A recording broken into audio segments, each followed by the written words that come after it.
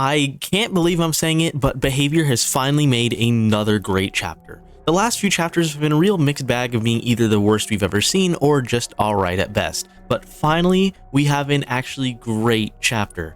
This is the first time in so long where I feel like I can say that there's basically nothing wrong with this chapter. Let's start with the good. Honestly, when the trailers and pictures started coming out and we saw it was indoors, I genuinely shit myself. Behavior doesn't exactly have a good track record of indoor maps, and another one would make me want to game end myself, but I am pleasantly surprised. The map is not only mostly outdoors, but also super pretty and visually just astonishing. This is one of the best maps visually we have ever gotten. I feel like Singularity's map, Tabit Landing or whatever it was called, was like a sort of testing grounds for what they should do for a map like this, since they're both alien planets with a crashed ship, but maybe that's just my tinfoil hat theory. The map does have an indoor part for the main building, but it's so small and off to the side that it's not really a problem at all. Compared to a map like Larry's or the game where it's all narrow hallways with pathways and windows every 3 feet that ruin killers like Blight, Huntress, Wesker, it's more like 1 or 2 loops that are in main instead of it being a whole jungle gym like other main buildings. And speaking of loops, none of them on this map seem incredibly overpowered, but they aren't exactly horrible either. They're a very good mix of decent tiles, like pre-existing ones and new ones. None of them are really too strong, and you could fit maybe 1 or 2 loops around them before you have to, get hit or go to a different tile, but they're not overpowered. Along with that, there's finally cats added to the game, which makes this chapter a 10 out of 10, buy this as soon as possible. There's a good amount of Easter eggs and secrets on the map, like Midwich secrets, but better implemented. Like in main building, there's this little part of the map that shoots out a bit of like coolant that slows you down if you walk through it, and I think this is the first time in Dead by Daylight where there's an actual environmental effect that changes like the map. And what I mean by that is on this map, if you do this, you get hit with a status effect or something like that. It's the first time we've ever seen it, and it's only in main building in one part of the map, so it's not really an issue, but it is really cool to see. Now for the bad stuff. I don't really have much to say that's seriously bad like the previous chapter releases. These are just mostly minor nitpicks from me, but that's about it. The perks for this chapter aren't really insane, but they're not horrible either. Rapid Brutality seems interesting, like it's supposed to be a made for this counter, but the fact that it completely disables Bloodlust is an interesting feature, but doesn't really feel worth it for most killers. It takes about 10 seconds to catch up with the survivor if they hold W, so it would make you catch up quicker, but you'd only at most maybe get 3 seconds of value while you're in a chase compared to a perk like Play With Your Food, where the stacks last forever until you attack. If it was either a longer speed boost that you get or just made it so that you would get Bloodlust slower, then I could see it being usable, but that's like giving survivors a perk where you can vault windows faster but can't vault pallets at all. It just doesn't really seem like a worthwhile trade. The perks for this chapter feel so mixed, because on one hand they seem cool, but then when you compare them to other perks, they're super niche. Why would I use a perk that reveals 1 survivor and gives them Oblivious when there's 2 perks that can reveal the whole team?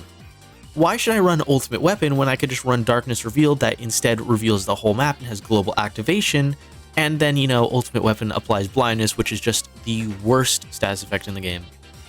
Sure, Lucky Star is cool, but going into a locker is genuinely such a noob trap that if you're trying to use this and actually hide during a chase, there's still the fact that scratch marks exist and that it only lasts 10 seconds. And everyone knows that a paranoid killer will check an area for longer than 10 seconds when the scratch marks and blood mysteriously just stop right in front of a locker. Then there's the fact that they gave it 2 more status effects that it doesn't really need. You get to see survivors and generator auras. They just want to hyper bloat this perk and give it 80 effects. Why do you get to see all the survivors and a generator for just going in a locker?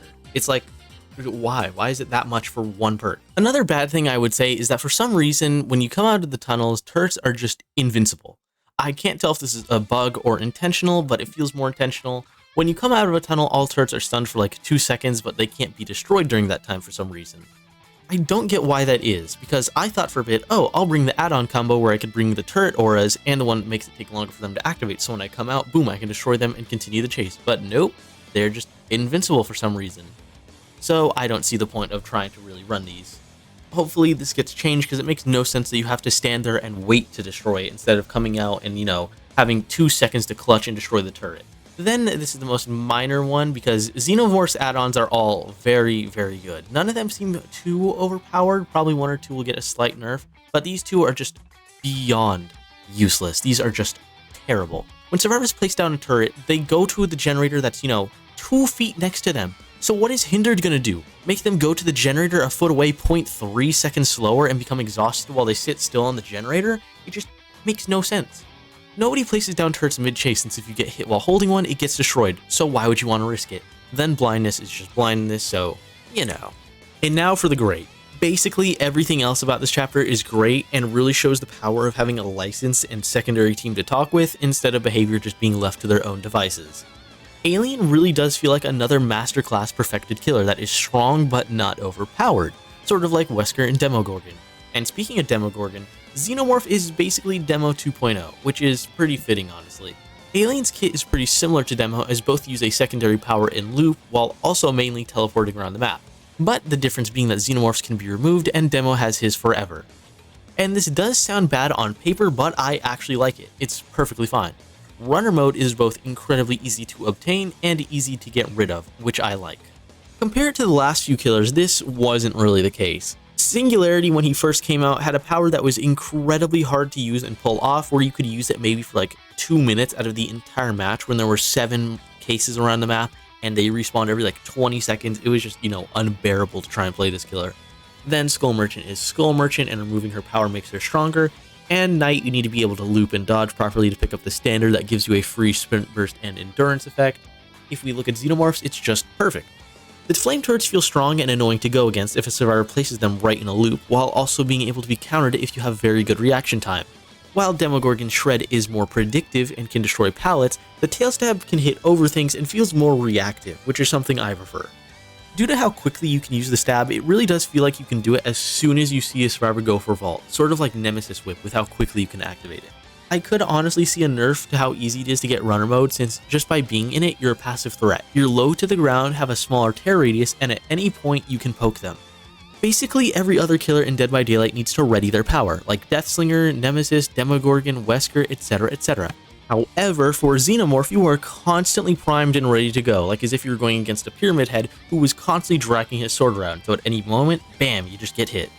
Other killer powers are usually balanced because of this, like Huntress needing to wind up, or Pyramid Head needing to wind up, and Demogorgon opening his mouth and hissing, but Xenomorph? Nope, no need. He doesn't need to wind up or ready his power at all, it's just always ready to go.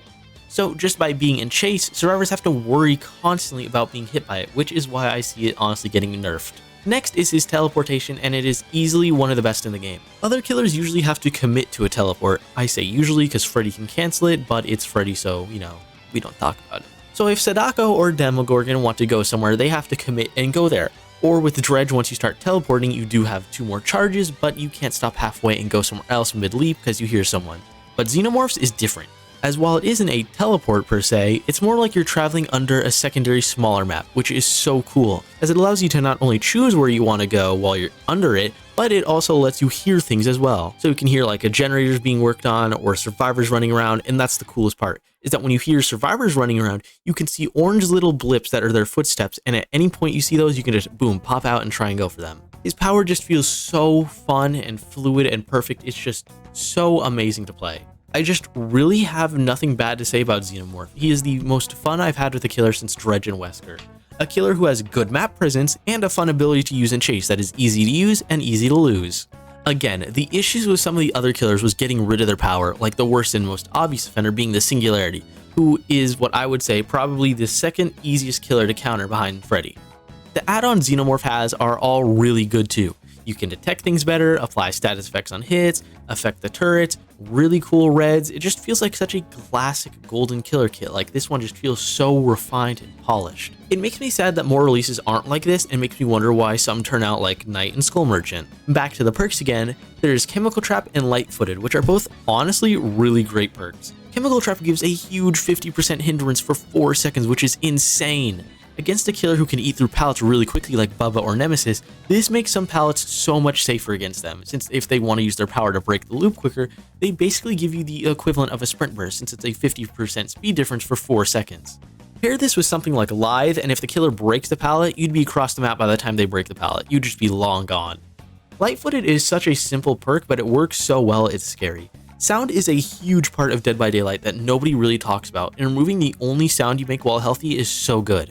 Of course, after you vault or are injured, you don't have this effect anymore, but it's still a very solid perk for being stealthy, as you can, run around loops or run by killers and not be hurt at all. I really like this perk. Overall, I would give this chapter at least a solid 9 out of 10 so far, but things can always change and get buffed or nerfed. But so far, this is an amazing chapter with fun perks, a beautiful map, and an extremely fun killer. And of course, cats. Now subscribe for Jonesy. Take care of yourselves and have a great one out there. Peace.